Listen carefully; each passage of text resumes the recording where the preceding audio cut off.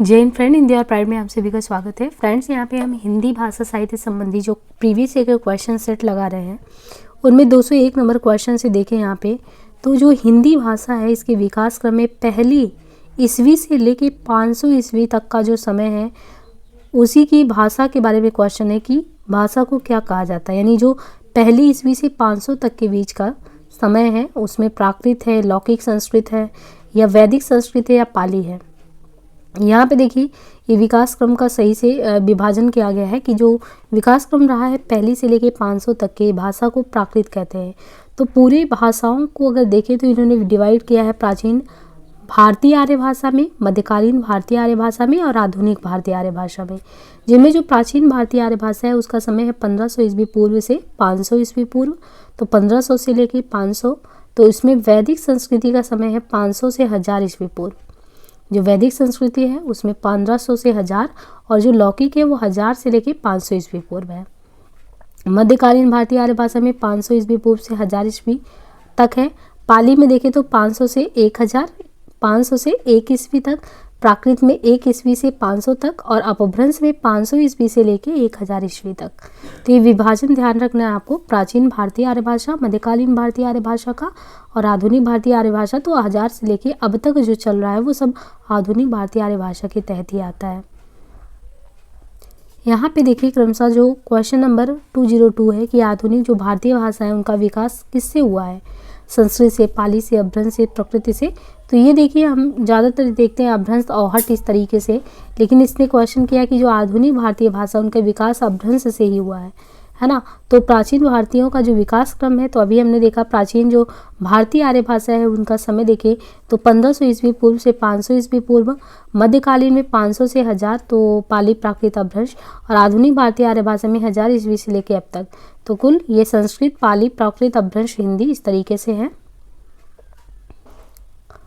यहाँ क्वेश्चन है कि जो राजभाषा आयोग है, राजभाषा आयोग गठित करने का प्रावधान संविधान के कौन से आर्टिकल में है। तो ये राजभाषा आयोग जो गठन हुआ है इसके प्रावधान संविधान के किस आर्टिकल में दिए गए हैं, ये 344 में दिया गया है, 344 में। राजभाषा आयोग गठित करने के प्रावधान संविधान के आर्टिकल 344 में है।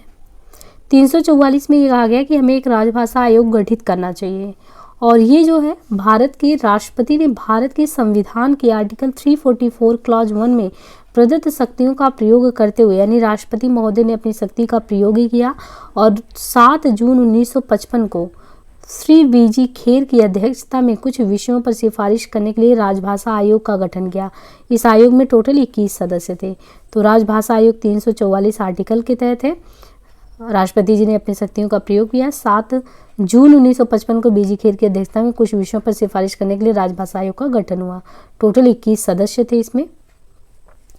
प्रयोजन मूलक हिंदी की विशेषता इनमें कौन सी नहीं है, अलंकारिकता, वैज्ञानिकता, अनुप्रयुक्तता, भाषिक विशिष्टता। तो प्रयोजन मूलक हिंदी की विशेषता नहीं है, अलंकारिकता। प्रयोजन मूलक हिंदी की विशेषता जो है अलंकारिकता नहीं है, भाषिक विशिष्टता, वैज्ञानिकता, अनुप्रयुक्तता प्रयोजन मूलक हिंदी की विशेषता है। तो इसमें जो है प्रयोजन मूलक हिंदी की विशेषता कौन सी नहीं है, अलंकारिकता नहीं है, भाषिक विशिष्टता, वैज्ञानिकता, अनुप्रयुक्तता प्रयोजन मूलक हिंदी की विशेषता है। संविधान के किस आर्टिकल में वर्णित है कि संघ का यह कर्तव्य होगा कि वह हिंदी भाषा का प्रसार बढ़ाए। तो ये 351 में है। संविधान का आर्टिकल 351, इसमें यह वर्णित है कि संघ का यह कर्तव्य होगा कि वह हिंदी भाषा का जो प्रसार है उसको और विस्तृत करे, उसको बढ़ाए। निम्नलिखित बोलियों को क्षेत्र के अनुसार यहाँ सुमेलित करना, अवधी, ब्रज, भोजपुरी, मैथिली। तो यहाँ पे देखिए क्रमशः अगर सुमेलित करें तो अवधी क्षेत्र इलाहाबाद, ब्रज का क्षेत्र मथुरा, भोजपुरी का बनारस, मैथिली का मुंगेर। खड़ी बोली जो है इसका जन्म समय माना गया है 1000 ईस्वी के आसपास। खड़ी बोली के जन्म का समय लगभग मानिए 1000 ईस्वी के आसपास माना गया है। खड़ी बोली के प्रथम कवि अमीर खुसरो को माना गया है। पाली जो है वो किस धर्म की भाषा है। यहाँ पे जो क्वेश्चन है जो पाली है ये किस धर्म की भाषा है, तो पाली है बौद्ध धर्म की। पाली बौद्ध धर्म की भाषा है। बौद्ध धर्म के संस्थापक महात्मा बुद्ध ने अपने उपदेश तत्कालीन समय की जनभाषा पाली में ही दिए। बौद्ध धर्म के पवित्र ग्रंथ त्रिपिटक भी पाली भाषा में ही लिखे गए हैं, जबकि वैदिक ग्रंथों की भाषा संस्कृत तथा जैन ग्रंथों की भाषा जो है प्राकृत में है। हिंदी के तहत मुख्यतः कितनी बोलियां आती हैं, तो ये है 17। हिंदी के तहत मुख्यतः 17 बोलियां आती हैं। अब देखिए वो जो 17 बोलियां आती हैं वो कौन सी हैं, तो कौरवी खड़ी बोली, ब्रजभाषा, हरियाणवी या बांगरू, बुंदेली, कनौजी, मारवाड़ी, जयपुरी, मेवाती, मालवी, कुमाऊनी, गढ़वाली, अवधी, बघेली, छत्तीसगढ़ी, मगही, भोजपुरी, मैथिली।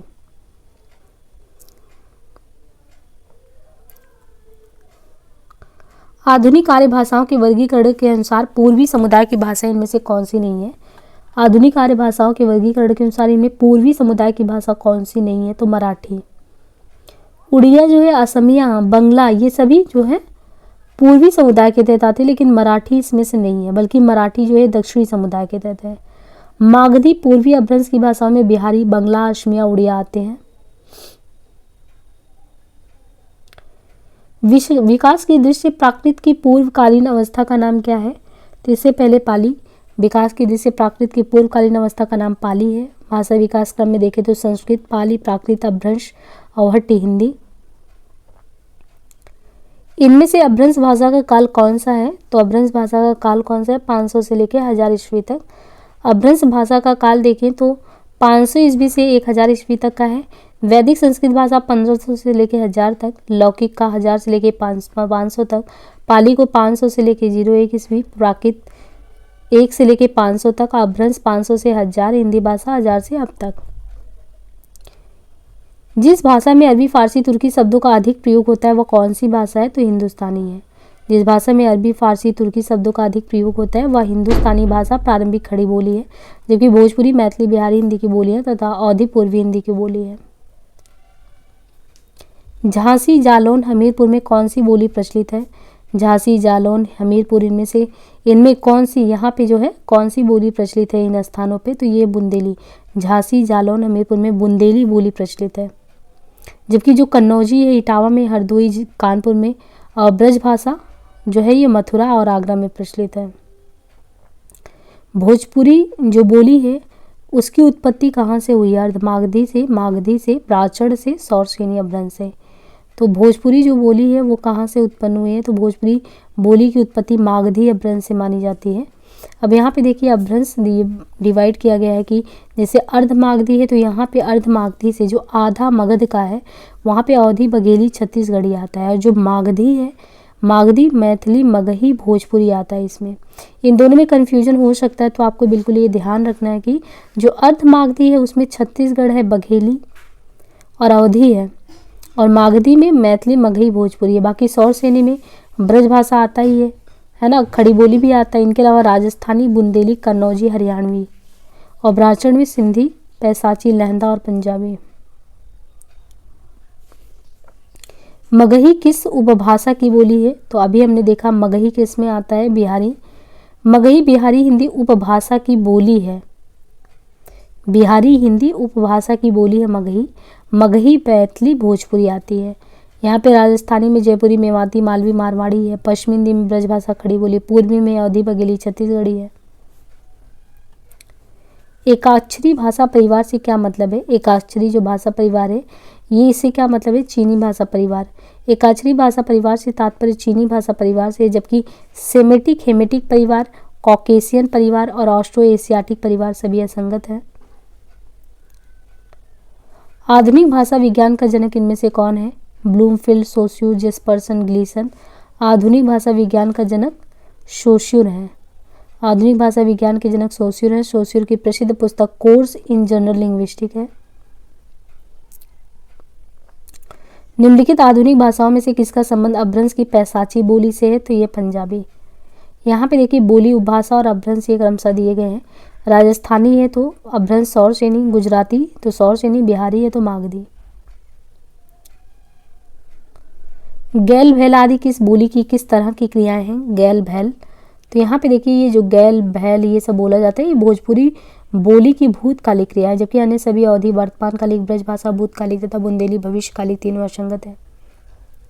निम्नलिखित में से असत्य कथन चुनिए। रीवा, सतना, शहडोल, बघेली के क्षेत्र हैं। वर्धा की राष्ट्रभाषा सुधार समिति की ओर से देवनागरी में जो सुधार हुआ स्वर खड़ी के नाम से जाना जाता है। खड़ी बोली का एक अन्य नाम कौरवी है। राजस्थानी उपभाषा का विकास पैसाची अपभ्रंश से हुआ है। तो इसमें देखिए असत्य ये है, रीवा जो है सतना, शहडोल, ये वघेली के चित्र हैं। और वर्धा की राष्ट्रभाषा सुधार समिति की ओर से देवनागरी में जो सुधार हुआ वह स्वर खड़ी के नाम से जाना जाता है। और खड़ी बोली को तो कौरवी नाम से संबोधित करते ही हैं। तो यहाँ पे जो दिए गए कथन में असत्य है। राजस्थानी उपभाषा का विकास पैसाची अपभ्रंश से हुआ है, जिसका सही रूप देखें तो राजस्थानी उपभाषा का विकास सौरसेनी से हुआ है।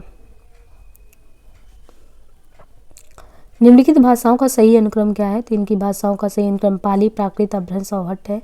अब यहाँ पे देखिए दिए गए भाषाओं का सही अनुक्रम दिया है। पाली जो है ये 500 से 1 ईस्वी, फिर 1 ईस्वी से 500 प्राकृत, 500 से 1000 अपभ्रंश, अवहट्ट 500 से 1400।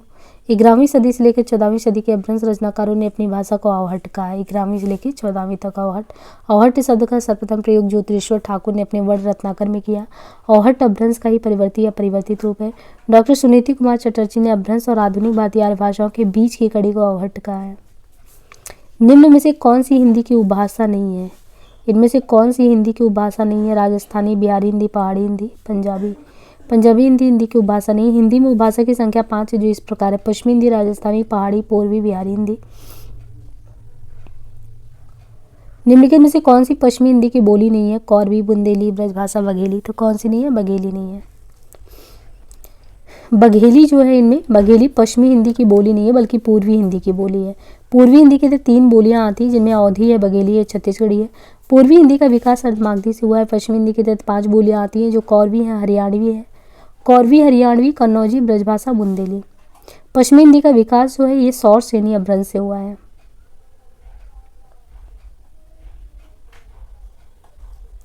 कुप्पी, टोपी, नीर, पापड़, ये किस भाषा परिवार से हिंदी में आगत शब्द हैं? कुप्पी, टोपी, ये द्रविड़ भाषा से आए, सामी हामी से आए, चीनी तिब्बती से आए, या आर्य भाषा परिवार से? ये थोड़ा सा अलग क्वेश्चन आपको लगेगा। ये कुप्पी, टोपी, नीर, पापड़ द्रविड़ भाषा परिवार से हिंदी में आए हैं। तो ये किससे आए हैं? भाषा परिवार। तो ये कुप्पी, टोपी, नीर, पापड़ द्राविड़ भाषा परिवार से हिंदी में आगत शब्द हैं। इस भाषा परिवार के तहत तमिल, तेलुगु, कन्नड़ और मलयालम आदि भाषाएं आती हैं। इनमें से तमिल सबसे पुरानी है और उसे शास्त्रीय भाषा भी तमिल को माना जाता है। राष्ट्रभाषा प्रचार समिति वर्धा के संस्थापक कौन थे? राष्ट्रभाषा प्रचार समिति वर्धा के संस्थापक इनमें से कौन है? तो महात्मा गांधी। राष्ट्रभाषा प्रचार समिति वर्धा के संस्थापक महात्मा गांधी थे। सन 1936 में इनकी स्थापना हुई। हिंदी को राष्ट्रभाषा के रूप में स्थापित करना तथा देश विदेश में हिंदी का प्रचार प्रसार करना ही संस्था का प्रमुख उद्देश्य था। हिंदी भाषा लिखी जाती थी। हिंदी भाषा जो है देवनागरी लिपि में। हिंदी भाषा देवनागरी लिपि में लिखी जाती है। ब्राह्मी की उत्तरी शैली 4 से 5वीं सदी में गुप्त लिपि तथा 6वीं में कुटिल लिपि से विकसित हुई। इसी कुटिल लिपि से 9वीं सदी के लगभग नागरी के प्राचीन रूप का विकास हुआ, जिसे प्राचीन नागरी कहते हैं। देवनागरी लिपि अक्षरिक है। देवनागरी की वर्णमाला का वर्णक्रम वैज्ञानिक है। आधुनिक भारतीय आर्य भाषाओं का सर्वप्रथम वर्गीकरण किस विद्वान ने किया? तो डॉक्टर F.A.R. हॉर्नले ने। आधुनिक जो भारतीय भाषाओं का सर्वप्रथम वर्गीकरण डॉक्टर F.A.R. हॉर्नले ने किया। हॉर्नले ने आधुनिक भारतीय आर्य भाषाओं को 4 भागों में डिवाइड किया है। अब यहाँ पे देखिए क्रमशः यहाँ दिया है, जैसे पूर्वी गौड़ियन, तो पूर्वी गौड़ियन में पूर्वी हिंदी, बांग्ला, असमी, उड़िया आता है। पश्चिमी गौड़ियन में पश्चिमी हिंदी, राजस्थानी, गुजराती, सिंधी। उत्तरी गौड़ियन में गढ़वाली, नेपाली, पहाड़ी। दक्षिणी गौड़ियन में मराठी। डॉक्टर हार्नले के अनुसार जो आर्य मध्य देश अथवा केंद्र में थे भीतरी आर्य कहलाए, और जो चारों ओर फैले हुए थे बाहरी आर्य कहलाए। मध्यकाल में फारसी, अरबी, तुर्की, पश्तो भी से कौन सी ध्वनियाँ हिंदी में आ मिली हैं? तो इनमें से कौन सी ध्वनियाँ आ मिली हैं? तो ये कौन सी हैं? क, ख, ग, छ, प। मध्यकाल में फारसी, अरबी, तुर्की, पश्तो से क, ख, ज, फ ध्वनियाँ आदि हिंदी में आ मिली हैं। नीचे भाषा की 4 विशेषताएं दी गई हैं। इनमें से जो एक गलत विशेषता उसे चुनना है। भाषा परिवर्तनशील है। भाषा पैतृक संपत्ति है। भाषा सामाजिक संपत्ति होती है। भाषा अनुकरण द्वारा सीखी जाती है। तो ये पैतृक संपत्ति नहीं होती है भाषा, ये तो अनुकरण से सीखते हैं। जब जन्म लेते हैं तो फिर अनुकरण करके अपने वातावरण से सीखते हैं। तो भाषा पैतृक संपत्ति होती है, विशेषता गलत है। भाषा भावों और विचारों के संप्रेषण का माध्यम है। प्रत्येक भाषा में निम्नलिखित भाषाएं विशेषता होती है, जैसे एक सामाजिक संपत्ति होती है, भाषा पैतृक संपत्ति नहीं होती है। और भाषा परिवर्तनशील होती है, उसका स्वरूप सदैव एक सा नहीं होता, भाषा परंपरागत होता है। और भाषा का प्रभाव अविच्छिन्न और नैसर्गिक होता है, वो अनुकरण से सीखा जाता है। सार्वजनिक संपत्ति तथा भाव संप्रेषण का सर्वोत्तम साधन भी होता है। और भाषा की प्रवृत्ति कठिन से सरल की ओर है। तथा प्रत्येक भाषा की भौगोलिक ऐतिहासिक सीमाएं होती हैं। टकसाली भाषा किसे कहते हैं? तो टकसाली संस्कृत निष्ठ भाषा को टकसाली कहते हैं। देवनागरी लिपि जो है, देवनागरी लिपि का सर्वप्रथम प्रयोग किस राज्य में हुआ था? तो ये देखिए क्वेश्चन आया गुजरात में। ये पहले भी क्वेश्चन आया और रिपीट हो रहा है ना। यहाँ तक ये भी पढ़ा था जयभट्ट के द्वारा, वहाँ पे इस तरीके से शुरू हुआ था।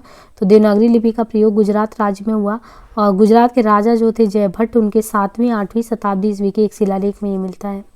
तो वही सब देखिए क्वेश्चन घुमा फिरा के सब में आता है। अब यहाँ टीजीटी में तो वहाँ पे असिस्टेंट प्रोफेसर में ऐसे करके आता है क्वेश्चन। उत्तर प्रदेश सरकार द्वारा गठित लिपि सुधार परिषद, तो उत्तर प्रदेश सरकार द्वारा गठित लिपि सुधार परिषद की 28-29 नवंबर 1953 को हुई बैठक की अध्यक्षता किसने की थी?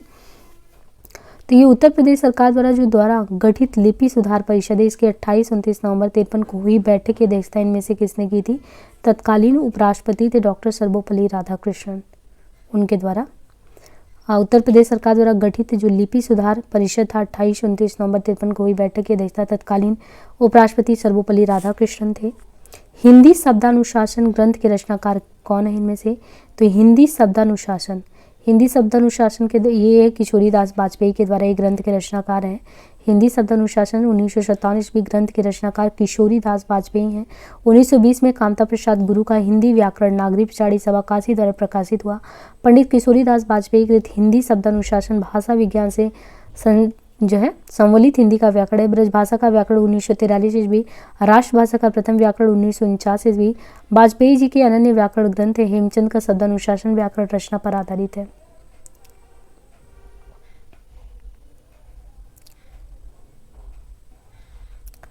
ग्रिम नियम का संबंध इनमें से किससे है? तो स्वनिम विज्ञान से। ग्रिम नियम का संबंध स्वनिम विज्ञान अर्थात ध्वनि विज्ञान से। इसके प्रवर्तक जर्मन भाषा के विद्वान याकोब ग्रिम है। ये 1822 ईस्वी में प्रकाश में आया। इस नियम का संबंध भारतीय परिवार से जो जर्मन भाषा परिवार में प्रवर्तित हो गया। ग्रिम नियम बलाघात पर आधारित है। भाषाओं के पारिवारिक वर्गीकरण का आधार इनमें से क्या है? तो इतिहास। भाषाओं के पारिवारिक वर्गीकरण में विश्व की भाषाओं को परिवार में बांटा गया। इसका मुख्य आधार इतिहासबद्ध होता है। हिंदी भारोपीय परिवार की भाषा है। विश्व की भाषा परिवार भारोपीय परिवार, भारत यूरोपीय, द्रविड़ परिवार, काकेसी परिवार, चीनी या एकाक्षरी परिवार, बुर्सस्की परिवार, उराल अल्ताई परिवार, सामी हामी परिवार, काकेसियन परिवार, बुशमैन भारोपीय परिवार को इंडो जर्मनी का आर्य परिवार, ये सही। और हरियाणी या बांगरू बोली किस अपभ्रंश से विकसित हुई है? तो हरियाणी या बांगरू जो है ये पश्चिमोत्तरी शौरसेनी अपभ्रंश है। हरियाणवी या बांगरू पश्चिमी हिंदी उपभाषा की प्रमुख बोली है जिसका विकास पश्चिमोत्तरी शौरसेनी अपभ्रंश से हुआ है। यह बोली हरियाणा तथा दिल्ली के देहाती क्षेत्रों में बोली जाती है। खड़ी बोली कौरवी ब्रजभाषा, कन्नौजी तथा बुंदेली पश्चिमी हिंदी उपभाषा की अन्य बोलियां हैं। जबकि अर्धमागधी अपभ्रंश की उपभाषा पूर्वी हिंदी जिसके तहत अवधी, बघेली तथा छत्तीसगढ़ी बोली जाती है। मागधी अपभ्रंश की उपभाषा बिहारी हिंदी है जिसकी बोली भोजपुरी, मगही तथा मैथिली है। ग्वालियर की बोली इनमें से कौन सी? तो बुंदेली। ग्वालियर की बोली बुंदेली है। इसके अलावा यह बोली उत्तर प्रदेश के झांसी, उरई, जालौन, हमीरपुर, बांदा तथा मध्य प्रदेश में ओरछा, पन्ना, दतिया, चरखारी, सागर, टीकमगढ़, दमोह, सिवनी, छिंदवाड़ा, बालाघाट तथा भोपाल में बोली जाती हैं। हिंदी खड़ी बोली किस अपभ्रंश से विकसित हुई है? हिंदी खड़ी बोली शौरसेनी अपभ्रंश से विकसित हुई है। इसके तहत 5 बोलियां आती हैं। कौरवी खड़ी बोली, हरियाणी बांगरू, ब्रजभाषा, चुंदेली, कन्नौजी।